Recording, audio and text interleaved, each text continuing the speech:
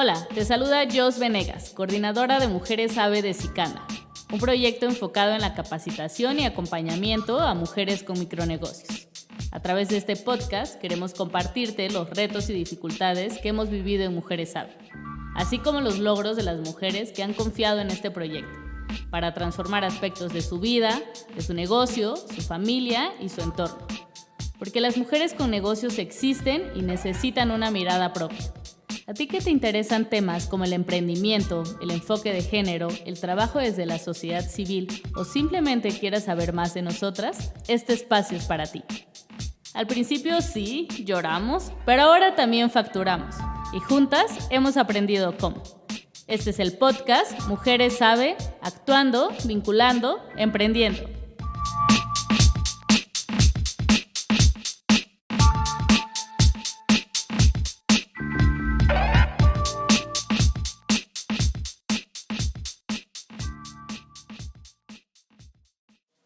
A lo largo de 6 capítulos te compartiremos el nacimiento y evolución que hemos vivido en el proyecto Mujeres AVE desde el 2018 hasta este año 2023, después de 14 generaciones graduadas y muchos retos superados. Nuestro sueño en Mujeres AVE ha sido ser un espacio seguro para las mujeres, un espacio para fortalecerse y tejerse como red, para sostener de manera individual y colectiva estrategias que les permita hacer frente a las limitaciones de los roles de género. En este primer episodio hablaremos por qué un programa de emprendimiento pensado para mujeres. Mi nombre es Apolonia Zurita, tengo un pequeño taller que se llama Costuras Pola. Soy de la generación 1, tengo ese privilegio. Yo he tenido siempre mi negocio, pero pues antes yo era muy tímida, no me daba a conocer. Mujeres AVE me ayudaron a salir adelante en muchos aspectos, desde económico como emocional, en mi actitud, en cómo comportarme con las personas. Todo eso a mí me ayudó mucho porque me daba mucha pena hasta para cobrar mi trabajo, pedir anticipo. En cuestión de dinero, cómo cobrar, porque yo mi trabajo pues cobraba muy poco y nunca pedía un anticipo. Eso fue lo que a mí me abrió los ojos. Mucha gente me quedó debiendo, me dice, mira, ¿sabes qué? Vengo a recoger mi trabajo y paso mañana a pagarte. Y de mañana pasaba 15 días, un mes, un año y no me pagaban. Es un sacrificio porque aparte de la inversión de los insumos que nosotros, bueno, al menos nosotros que cosemos, pues tenemos que comprar muchos insumos para poder sacar un trabajo. Y si el trabajo no nos lo pagan o no se cubre eso, pues es una pérdida. Aprendí a tener el valor de pedir ese anticipo, porque yo no, me daba pena, o sea, era muy penosa, todo me daba pena, decía, no, pues es que qué tal si se molesta conmigo, o qué tal si ya no regresa. Y aprendí a valorar mi trabajo y a valorarme a mí misma, porque yo lo sé hacer, por eso es que llegan las personas. Si no lo supiera hacer, pues no vendría. Entonces ahí fue donde yo me di cuenta del valor que tiene mi trabajo y que yo no le ponía ese valor que tenía. Estoy muy agradecida con Sicana y con Mujeres AVE por todo lo que han logrado sin darse ellos cuenta de lo que yo cambié como mujer. ¿Cuántas veces hemos escuchado lo difícil que resulta cobrar o darle valor a nuestro trabajo? Sí, sobre todo creo que es como una parte de la experiencia como mujeres, ¿no? De emprender algo propio y también tener miedo de defenderlo porque no tienes un respaldo, ¿no? Como que te sientes siempre como madre de familia, como la jefatura de la familia, sin un respaldo, porque también eso es lo que nos hace parte este sistema, ¿no? Que seamos muy individualizadas y que como mujeres pues nos toca la peor parte a veces, ¿no? De tener estos miedos que a lo mejor como hombres no los tendríamos. Considero también que como mujer, una de las cosas que pensamos es que es algo mío, ¿no? Que sola yo estoy sintiendo esto y que puede ser una cuestión de miedo, temor, pero más bien es algo sistémico y no solo es ella sintiendo esto, ¿no? Sino todas que también en algún momento le hemos tenido miedo a ponerle valor a nuestro trabajo y a cobrar, ¿no? Entonces, sí, y a defenderlo, porque también creo, bueno, no sé, como que me acuerdo mucho de cuando ves a las mujeres, inician el proceso y cuando terminan el proceso y son mujeres diferentes, y no tanto de que les haya cambiado como todas las condiciones de desventaja, sino que ellas mismas empezaron a reconocerse desde otra mirada, ¿no? Y creo que también cuando pueden defender un valor de su trabajo, no solamente están defendiendo su trabajo, sino también a ellas mismas, ¿no? Se me hace encantador eso. Sí, sin duda vamos a tener un espacio donde hablaremos de todas estas experiencias, de los éxitos, de cómo ellas se han sentido y cómo han vivido este proceso. Llegaremos a ese punto. En este primer momento vamos a hablar de cómo nace Mujeres Sabe, ¿no? Vamos a revisar años atrás qué estábamos haciendo. Tú, Pera, bienvenida a este espacio. Fuiste coordinadora de Mujeres Sabe, pero también fuiste coordinadora de programas en Sachila. Tuviste nacer a Mujeres Sabe, sabes todo este proceso que se siguió para crearlo y pues nos gustaría saber qué pasó en este camino, qué se hizo para crear Mujeres Sabe, cuál fue el proceso. Bueno, ahora en estos momentos ya cuando echas la mirada para atrás y ver a todas las compañeras que han transitado este camino de Mujeres Sabe, yo creo que estoy todavía más convencida del proyecto. Porque al inicio, como bien dices tú, estaba en la coordinación de programas de Sachila y en estos programas hay un programa en específico para acompañar a juventudes. Y en este acompañamiento, uno de los ejes es también hablar con mamás y papás, ¿no? con sus personas cuidadoras.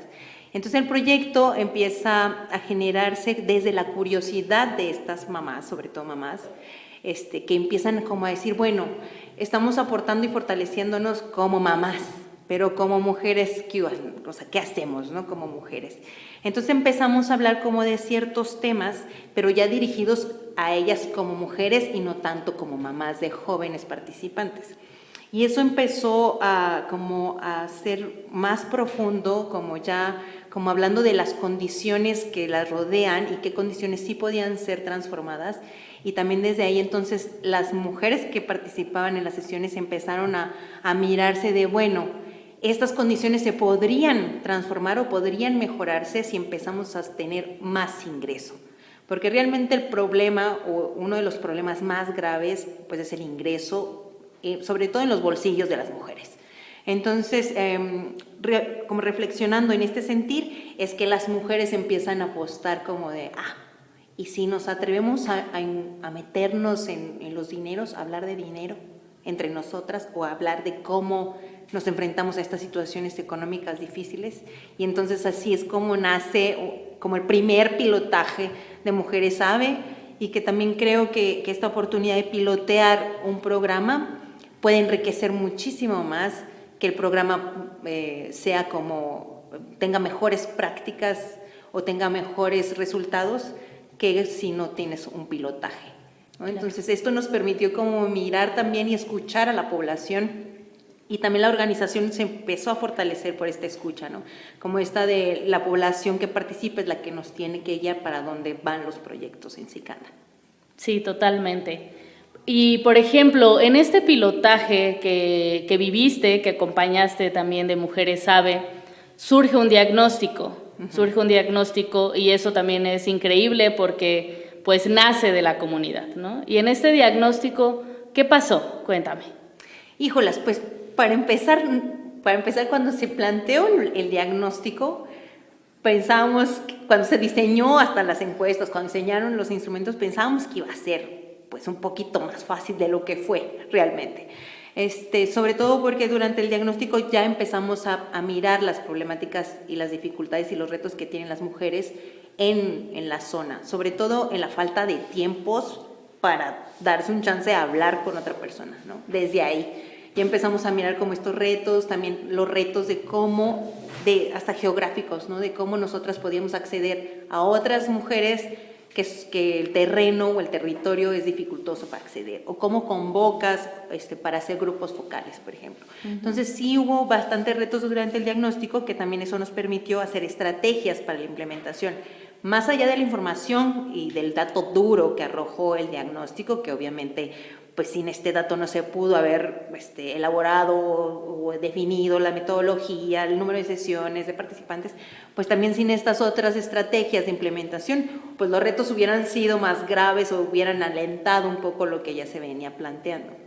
Sí, claro. Por ejemplo, en la implementación, en la etapa de implementación, ¿qué fue lo que hace que detone esto? O sea, ¿qué hace que funcione? ¿Qué hace que haya las primeras generaciones de mujeres SABE? ¿Cómo surge este proceso? Pues te digo, el pilotaje creo que hizo mucho porque también había como ya un contacto previo con la organización de SICANA. O sea, ya no éramos una organización desconocida, sino que ya había un contacto previo, a lo mejor no directo, pero sí con las juventudes o con los otros proyectos que se implementan en la zona. Entonces creo que eso ayudó muchísimo a que el proyecto de Mujeres SABE pudiera implementarse de manera efectiva, a lo mejor no en las mejores condiciones que nos imaginábamos, pero sí de manera efectiva en el sentido de que había como una confianza por parte de las mujeres participantes para entrarle a algo totalmente desconocido, que nunca habíamos hablado de dinero, menos de economía social, menos de mujeres con negocios o mujeres emprendedoras, o es más, ni siquiera como en términos de mujeres, ¿no? De somos mujeres y vamos a hablar de esto. Entonces sí ha sido como bonito el inicio, la implementación. Aquí durante la implementación creo que también surge como el reto de cómo seguimos, cómo continuamos el proyecto y cómo lo sostenemos, ¿no? Dentro de la comunidad, sobre todo porque consideramos que no consideramos, sino que el diagnóstico consideró que el 68% de las personas mujeres se dedican a esta doble actividad, ¿no? Al cuidado familiar, a la crianza y a sus negocios o a su actividad económica particular, ya sea asalariada o no. Aquí teníamos un reto porque las mujeres sí estaban combinando cuidado familiar de crianza y negocios propios, y eso permite que haya ciertas condiciones que pudieran favorecer a la implementación del negocio, pero también pudieran, pues era un reto, ¿no? Cómo darles un chance desde la organización, cómo provocar un chance para que las mujeres pudieran participar. También reconociendo que pues tú ya sabes que la jefatura de mujeres pues es muy alta, a lo mejor no es más allá de la mitad de las familias, pero sí es muy alta, y también se ve invisibilizado las contribuciones económicas que existen por parte de madres, sabiendo que el trabajo doméstico no se cuantifica, ¿no? Que la crianza no se mira como un trabajo. Bueno, esas cosas que tú también has escuchado por parte de las compañeras que participan. Sí. Muchísimas gracias, porque esto nos abre, ¿no?, la conversación para hablar de este proceso que ha vivido SICANA para crear Mujeres SABE. Sin duda, hablar del trabajo de cuidados y hablar de las mujeres y el camino que se siguió para que Mujeres SABE sea lo que es hoy en día, me gustaría saber y escarbar un poquito más como tema y jalando hilo, ¿por qué las mujeres nace de ellas? ¿Por qué nace de ellas? Tú conoces el contexto, conoces la zona, y me gustaría saber eso. ¿Por qué nace de manera autogestiva? Creo que empezar a tener espacios donde tú como mujer puedes escuchar a otra mujer te hace esto que decíamos antes, ¿no? De entender que la situación no es mía nada más, sino que hay otras compañeras que están en la misma situación que yo y que quieren o se interesan por lo mismo o están buscando esas oportunidades, no las mismas. Entonces creo que tener o generar ese espacio de conversación primero hace que las mujeres digan, órale, pues si tú y yo sentimos lo mismo, queremos lo mismo, buscamos lo mismo, ¿por qué no hacer algo juntas? ¿No? Primero el pensarse juntas, sin ya dejar de pensarse en la soledad o de forma individualizada, ¿no? Sino pensarse juntas. Y por ejemplo, en este sentido, el pilotaje hizo mucho ejercicio de diálogo, ¿no? Y también creo que la metodología agarró esa experiencia del sentido de convivencia, de diálogo entre participantes para que el proyecto se sostuviera. Sobre todo pensando en ser autogestivas, ¿no? Que no ser digamos, asalariadas o no generarse condiciones que no pudieran ellas mismas sostener por sí mismas. Entonces, al principio me acuerdo muy bien que empezaron a decir, pues vamos a criar pollos, fue una idea. Y luego las mujeres compañeras dijeron, es que yo no tengo experiencia en pollos. Entonces fue esa búsqueda desde esas cosas como tan sencillas que parecen, pero que llevan luego a cuestionarse, bueno, entonces, ¿qué hacemos juntas? O sea, porque si yo no hago pollos, tú sabes pollos, yo sé cocina, tú no sabes, pero ¿qué hacemos juntas? Entonces empezar a mirarse desde el colectivo fue, creo que, la razón por la que las mujeres empezaron también a apropiar eso de autogestivas, de bueno, no sé lo mismo que tú, ni tú lo mismo que yo, pero no necesitamos eso, vamos a ver en qué coincidimos y qué hacemos con eso. Perfecto. Por ejemplo, también mirando la colectividad y mirando este ejercicio de autogestión que estaban viviendo las mujeres en pues esta experimentación, ¿no? También de verse juntas. ¿Cómo vivían en este espacio, en esta comunidad? ¿Qué problemáticas también están alrededor de estas mujeres? ¿Qué están enfrentando las mujeres en la zona? Que ahí nace Mujeres Sabe, ¿no? En la zona oriente de Sáchila. Creo que para empezar son mujeres que su mamá y su papá, o sea, la generación de abuelos o de abuelas, no está presente en la zona. Entonces creo que eso hace que las mujeres también sean como la jefatura de una familia, las madres, ¿no? Entonces son familias muy jóvenes porque también recordemos que esta zona oriente que rodea el basurero es una zona de bienvenida o de acogida de población migrante. Entonces creo que ser la primera generación adulta que se va a encargar no solamente de la crianza de los hijos, sino también de cómo formulas estos ejercicios o estas relaciones sociales entre otras personas que también están en tus condiciones de migrantes, pero de otras comunidades con lenguas, costumbres y cosmovisión diferente. Entonces creo que eso también hace que las mujeres se enfrenten a muchos retos desde esta primera vez o desde esta yo lo hago sola porque a mí me toca. O sea, soy la responsable, no soy la cuidadora. Y esas cargas simbólicas también se traducen en retos, ¿no? En retos en la vida cotidiana. También hablando que en el basurero, digámosle, hay sí migración de diferentes partes de las regiones de Oaxaca, pero también del país. Y entonces esto hace que sea un poquito más dificultoso, que haya mecanismos comunitarios de protección, de solidaridad, de pensarse en colectivo, ¿no? Entonces creo, pero que al finalmente todas las personas que llegan a esta zona han tenido en su experiencia durante su niñez o su adolescencia o su juventud, han tenido la experiencia de hacer estos mecanismos colectivos. O sea, sí tienen en el imaginario qué es vivir en colectividad. Y también hay una búsqueda de querer reproducir o de querer generar estos mecanismos de colectividad ahí en el Sáchila. Entonces creo que por eso ha funcionado muy bien pensar esta economía social o esta autogestión desde esa mirada o esa búsqueda muy desde el amor de hacer algo colectivo. También la otra es que en la zona, precisamente por estas diferencias socioculturales que hay, y esta falta de mecanismos de cohesión social como orgánicos o naturales que están en construcción, pues sí permiten que haya bastantes violencias en el contexto. Esto aunado a la ausencia del Estado, ¿no? Y a la ausencia de mecanismos y de servicios públicos básicos. Entonces se vuelve como un contexto de bastante inseguridad y de bastante violencia. Y eso sin hablar de las condiciones asimétricas entre mujeres y hombres, ¿no? Hace un momento mencionaste el fenómeno de la migración. Sicanda ya desde hace más de 14 años está trabajando en la zona oriente de Sáchila.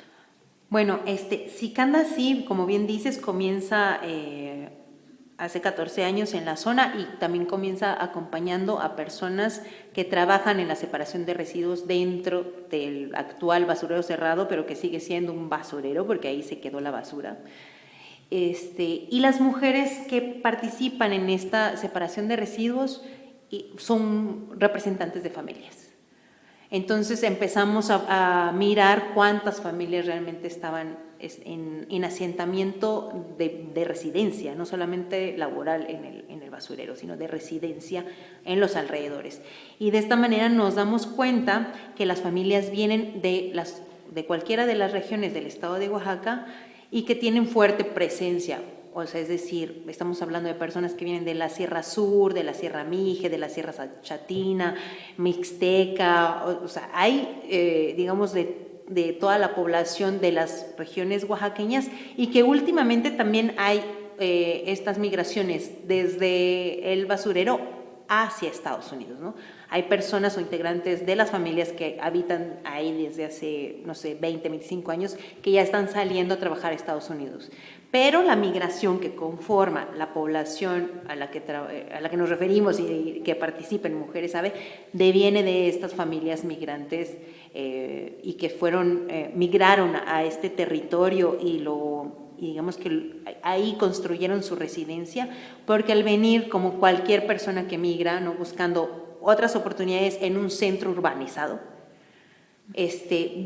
no encuentran como oportunidades donde ellas y ellos puedan mejorar sus ingresos o acceder a condiciones mejores que las de su pueblo que dejaron. Entonces encuentran en el basurero, primero, una fuente de ingresos con menores requisitos impeditivos para acceder a él. Y segundo, también encuentran ciertas facilidades para poder obtener un pedacito de tierra o una casita o algo donde vivir. Entonces son estas dos circunstancias donde el basurero se vuelve, digamos que un centro para la construcción residencial, habitacional, donde las personas que trabajan dentro separando residuos también viven ahí, ¿no?, en los alrededores del basurero. Y son estas mujeres las que te decía, ¿no?, que también no solamente trabajan en otras actividades económicas o en su emprendimiento, sino que también le chamean en la separación de residuos, o más bien le trabajaban cuando estaba el basurero pues abierto. Muchas gracias, porque eso también nos ayuda a entender el contexto, a entender la pertinencia del trabajo de los programas de Sicanda.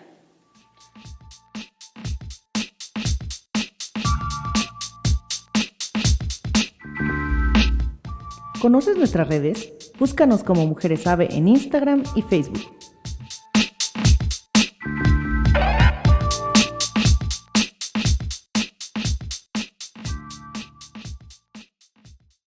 En este contexto que dificulta el desarrollo económico, ¿no?, de las mujeres y que es complicado, ¿tú crees que esta situación es compartida por otras mujeres en el mundo? ¿O por qué es importante promover la autonomía financiera de las mujeres? Yo creo que todas las mujeres nos sentimos igual, ¿no? Sí. Aunque estemos en condiciones mejores que otras, digámosle así, si comparas, o en que estemos con mayores oportunidades o no, pero creo que la sensación, nos atraviesa a todas las mujeres en algún momento de nuestra vida, ¿no? Pensando en lo que decías de esta brecha también salarial o de esta brecha económica que tenemos frente a hombres como mujeres, creo que la autonomía o la autoestima o el reconocimiento propio también deviene de esa represión o esa nulidad que nos hacen los hombres por ser proveedores o por tener este rol de ser protectores o proveedores de la familia.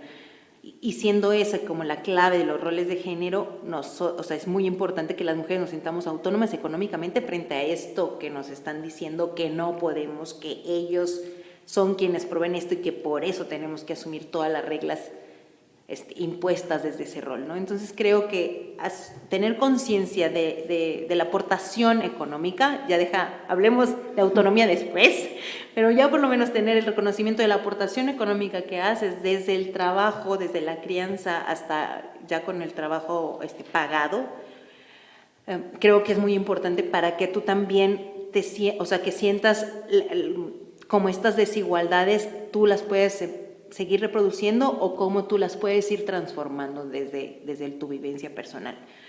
Por eso es importante tener una conciencia económica como mujeres. Y en estas desigualdades, Pensando en la disponibilidad de tiempo, que ha sido un reto también en el programa de Mujeres Sabe, ¿cómo vemos, cómo vivimos esta doble carga, cómo se vive con las mujeres, ¿no? Híjolas, es que ya no sé ni por dónde empezar esa pregunta o esa respuesta, porque sí está, porque a veces no nada más son doble carga, a lo mejor son triple, cuádruple, depende de las condiciones familiares que tengas, ¿no? Si tienes redes de apoyo, ¿no? Si tu pareja tiene un grado de conciencia de la aportación que debe hacer como persona adulta al cuidado del hogar, ¿no? O sea, depende, pero sí, las mujeres tienen pocos espacios para sí mismas y mucho menos pocos espacios para poder generar algo con el cuidado propio, ¿no? O sea, siempre es como de chambea y ni siquiera, como decíamos al inicio, ¿no? Ni siquiera a veces estamos conscientes de lo que, si ganamos dinero, si no ganamos dinero, si lo que estamos produciendo es reconocido o si nosotras mismas nos reconocemos, ¿no? como propietarias de eso que hacemos. Entonces creo que los tiempos reducidos con que las mujeres cuentan para hacer o para fortalecerse o para descansar, ¿no? Que también económicamente son valiosas. Creo que esa falta de tiempos hace que las mujeres sigan permaneciendo en el lugar o en el rol de sometimiento o de obediencia, ¿no? O de este lugar de desventaja frente a los lugares de los hombres.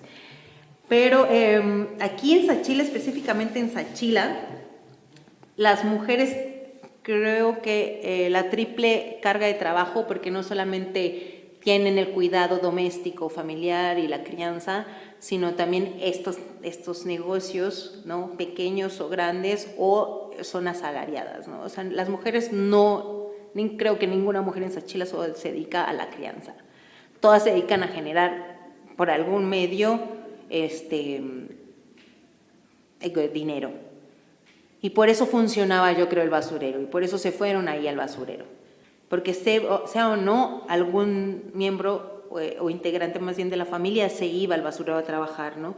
Entonces creo que por eso se instalan ahí muchas de las familias, y también eso hace que las mujeres no nada más tengan doble carga de trabajo, sino cuatro trabajos diferentes en el día, ¿no? Entonces sí, digamos que las mujeres empiezan a naturalizar que ellas son un medio de productividad. No son personas, sino son un medio de productividad. O sea, ya ni se piensan como mujeres. Y creo que también por eso Mujeres Sabe lo que hace no solamente es que dice, ay, puedes ganar o aumentar tu ingreso. No solamente eso, sino es como de, ¿y el ingreso que haces? ¿No? El que ya aportas, ¿qué con ese? ¿No? ¿Dónde lo ubicas? Sí, sin duda las desventajas, el trabajo doble o la triple carga, como bien dices, se hacen notar también cuando elegimos qué tipo de negocio queremos tener o qué tipos de emprendimientos o también en este caminar del emprendimiento que las mujeres estamos en el empleo informal, muchas veces justo por esta situación de desigualdad. ¿Cómo se vivió la pandemia o sea, cómo se hace evidente o se profundiza más esta desigualdad y cómo se vive en Mujeres Sabe? Híjole, la pandemia. Bueno, a mí me gustaría recalcar y también agradecer, porque tú también eras parte de este acompañamiento en pandemia, ¿no? Y también de este fortalecimiento de las carencias, ¿no? De las carencias que nos dimos cuenta que había en las familias, carencias muy básicas, ¿no? Desde acceder a alimentación o acceder a productos de higiene o de cuidado, ¿no? Frente a la COVID, y que sí fue alarmante, ¿no? Y que también creo que estamos muy agradecidas de poder haber acompañado lo mejor posible este proceso. Y creo que aquí viene pues algo un poquito pues así terrorífico, ¿no? Porque también las personas dieron cuenta de cuánto hay como una sostenibilidad por parte del trabajo de las mujeres. Sí. ¿No? O sea, se visibilizó así al 1000% cuánto el trabajo de las mujeres es quien sostiene a las familias. Aunque ganen menos, ¿no? Y trabajen más horas que sus integrantes o sus compañeros hombres, ¿no? O sea, sí tenemos esta desigualdad no solamente en los roles, sino también en cuántas horas le dedican y cuánto dinero ganan por esas horas. Y en la pandemia fue el trabajo de las mujeres quienes sostuvo a las familias, por lo menos para comprar tortillas. Así, pues, ¿no? O para hacer tortillas. O sea, precisamente como tú dices, estando en estos espacios informales, las mujeres sí han encontrado estrategias para tener un sostén económico y tener un algo para su familia, para el cuidado. Sí, sin duda alguna, el contexto y las condiciones que están viviendo estas mujeres en la zona hace todavía más complejo el diseño de un programa pensado para ellas, ¿no? Y ahora bien, pensando en estas necesidades que también surgen del diagnóstico, pero también de ya la experiencia previa del pilotaje, ¿cómo se decide qué incluir en la capacitación, ya en el programa de acompañamiento y capacitación de Mujeres AVE? ¿Qué temas eran importantes o indispensables para las participantes? Bueno, cabe decir que nosotras como equipo, si bien recordarás, tuvimos una capacitación en la metodología de Get Ahead de la Organización Internacional del Trabajo y que nos mostró como una metodología de ejemplo. Y luego ya cuando dijimos esto, híjolas, con el diagnóstico dijimos esto como que no, le empezamos a hacer esas modificaciones, bien dices, escuchando a las participantes, ¿no? Y creo que lo que fortaleció muchísimo la metodología es que las mujeres sí estaban como más centradas en la práctica, como de, bueno, ¿y esto cómo? Sí. O sea, me lo estás diciendo en la teoría, pero luego, ¿qué hago con esto, no? Entonces, creo que eso modificó totalmente la metodología, totalmente, de vamos a irnos, sí, a la práctica, porque desde la práctica van a empezar ellas a nombrar ciertos procesos económicos o ciertos procesos desde las finanzas, digámosle así, ¿no? Sí. Entonces creo que esa parte de darle la vuelta en vez de teoría, sino práctica primero, y que la práctica acompañara o generara la teoría, fue una de las mejores estrategias, pero ya surge desde la implementación, ¿no? No surge antes. Sí, sin duda, pues la experiencia vivida de ambas en esta etapa fue un reto, pero también una gran experiencia porque de ahí surgen otros procesos también, ¿no? Entonces, desde esta mirada de lo que incluye el programa de Mujeres AVE y que es un formato de capacitación que dura 3 meses y medio, pero después de que ellas toman este programa de capacitación, ¿qué hace que una vez graduadas sigan asistiendo a las ferias, a los talleres, a las asambleas? ¿Qué hace que haya esta permanencia de las participantes? Oye, me estás preguntando el hilo negro de cómo puede funcionar la economía social. Yo creo que particularmente en este proyecto, creo que hay varios factores. Uno de ellos es que la metodología se cambió reconociendo que muchas de las participantes no hablen ni escriben en español, sino que hablen en su idioma original o materno. Entonces no hay como, la metodología se transformó a hacerlo enfrentando este reto del idioma, ¿no? Y la segunda creo que es también mucho el acompañamiento que hacen las personas que fortalecen los procesos con las compañeras. Creo que eso es clave. O sea, si no hay una empatía, si no hay una retroalimentación mutua, si no hay una interacción, más allá de ser como la persona facilitadora de los talleres y la participante, creo que no se sostiene el proceso. Y luego si aparte le añades que empiezan a haber estos diálogos y estos espacios en que nos vamos a empezar a comprender tú y yo en los mismos términos, aunque nos dediquemos a cosas diferentes, o que miremos todas las oportunidades que tenemos juntas, creo que por eso es que las compañeras siguen participando en las convocatorias, pero tampoco no nada más solo de Mujeres AVE, sino también de otras actividades que hacemos como organización en la zona, y creo que eso revela también como una práctica exitosa, ¿no? El proyecto y de las compañeras que estamos ahí. Para ir cerrando este primer episodio de por qué crear un programa de emprendimiento pensado para las mujeres, desde las mujeres.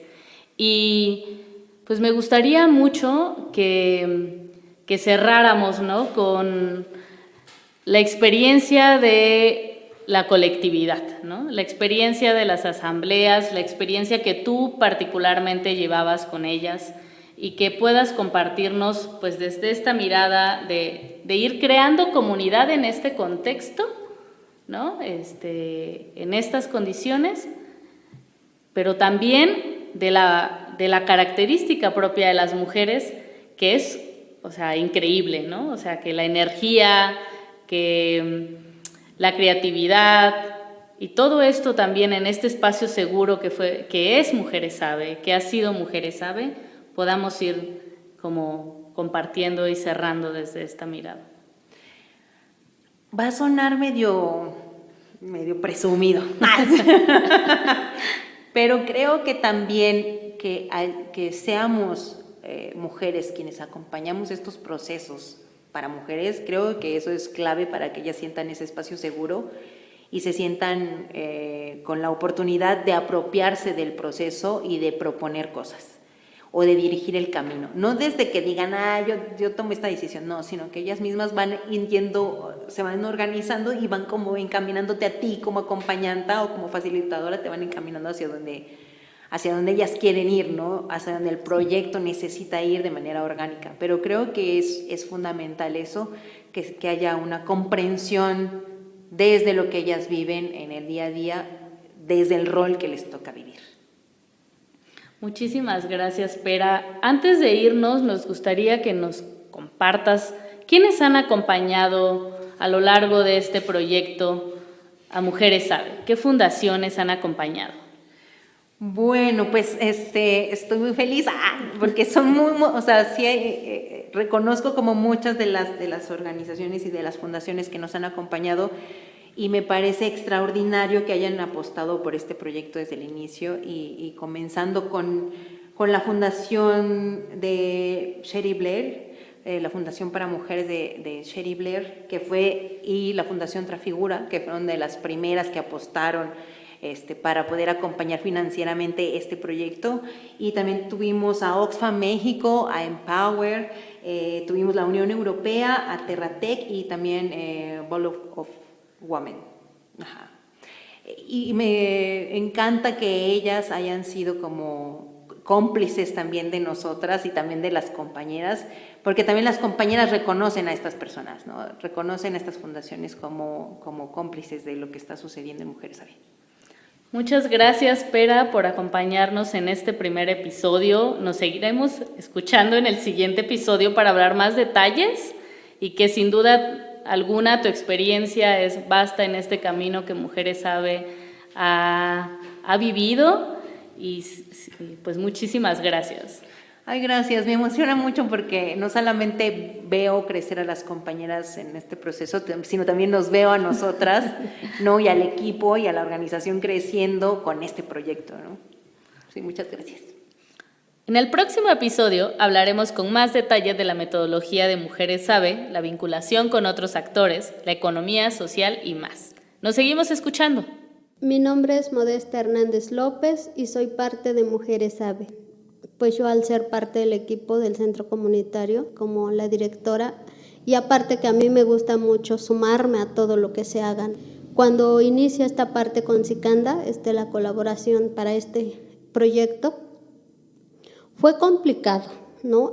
Una, porque pues era un proyecto que iniciaba, las personas difícilmente se acercan y como pues iniciar siempre cuesta. Yo les decía, no les gustaría ser becadas, ¿no? Les van a dar una beca, pero no es una beca de dinero, ¿no? Es una beca que se va a ocupar para pagarle a alguien y que ustedes tengan una formación sobre cómo manejar su negocio, cómo invertir, cómo tener esa caja sin que ustedes lo gasten y después tengan con qué volver a invertir.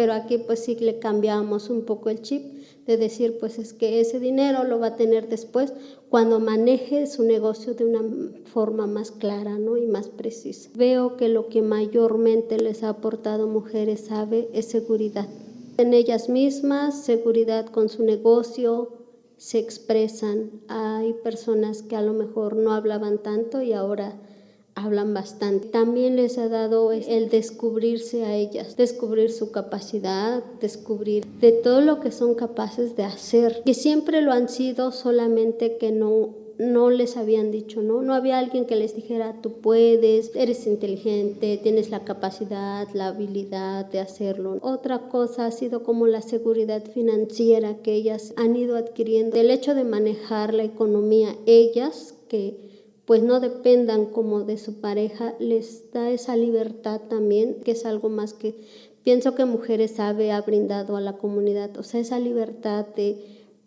hacer, inclusive de salir, ¿no? O de comprar cosas que, pues como yo trabajo, yo me lo gano y si me gusta algo, quiero algo, pues me lo compro, cosa que antes no pasaba, ¿no? Porque estaban de alguna forma limitadas con el dinero que pues sus esposos les daban. Entonces esa parte creo que ha sido muy importante.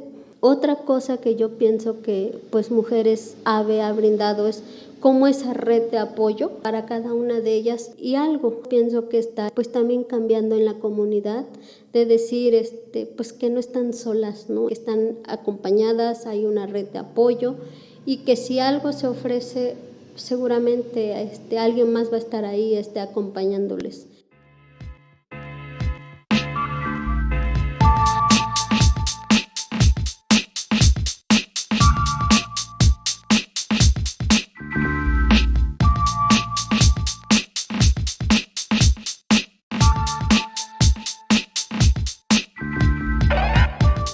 Mujeres AVE Podcast es una producción de Solidaridad Internacional Canda, realizado con el financiamiento de Trafigura Foundation. Escúchanos en Spotify o en donde quiera que escuches tus podcasts. Síguenos en Facebook e Instagram y visita nuestro sitio web www.sicanda.org.